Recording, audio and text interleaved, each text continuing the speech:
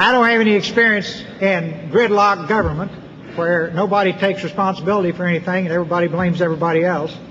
I don't have any experience in creating the worst public school system in the industrialized world, the most violent, crime-ridden society in the industrialized world, but I do have a lot of experience in getting things done.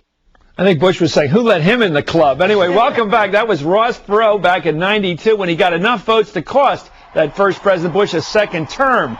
In 2000, Ralph Nader won just enough to keep Al Gore out of the White House, especially in Florida. Now the buzz is that billionaire New York Mayor Mike Bloomberg is talking to anti-war Nebraska Republican Senator Chuck Hagel about joining forces in an independent presidential bid. Here's Senator Hagel talking up Bloomberg. I think Mayor Bloomberg is the kind of individual who should seriously think about this. I think he is. He's not tied down and captive to political ideology. He wants to make things work. He is the mayor of one of the greatest cities on earth. He makes that city work. That's what America wants. Kathy, it sounds like it's happening. We got the emergency of a third way here. It does sound like it's happening. And if you look at the polls and the fact that people are dissatisfied with candidates on both the Republican Party and the Democratic Party, you can see that there's an opening there. The Republicans are clearly not happy with the slate of people that we see up on the debating stadium. And the Democrats also, the polls suggest, aren't entirely happy. It would seem that the Democrats might lose more from a third party. But there are these openings. There's the issue of the Iraq War. There has to be an issue.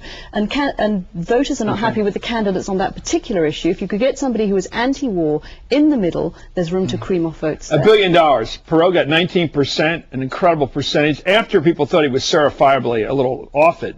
This guy's solid.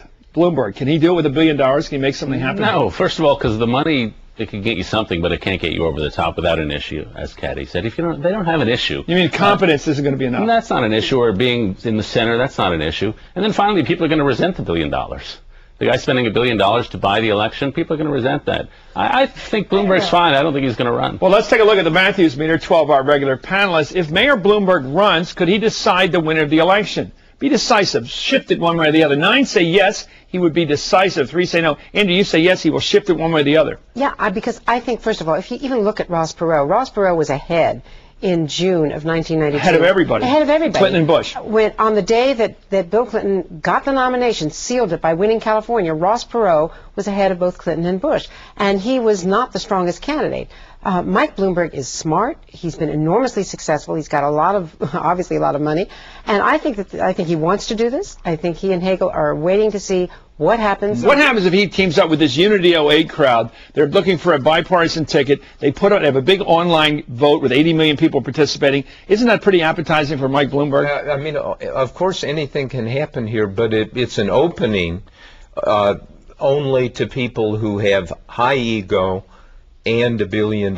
You have to be a high ego billionaire to do this, and they're only that's Bloomberg. If you don't have real roots in the country, you can't do anything. The fact that this all started so early is why you will potentially have buyer's remorse, that after February 5th, if things are sealed on both sides, that's a long time for people to get really bored with the nominees. And you have to be careful, because when David says that Bloomberg doesn't have roots in the country, he's liable to see that and say, okay, I'm going to show you that I do.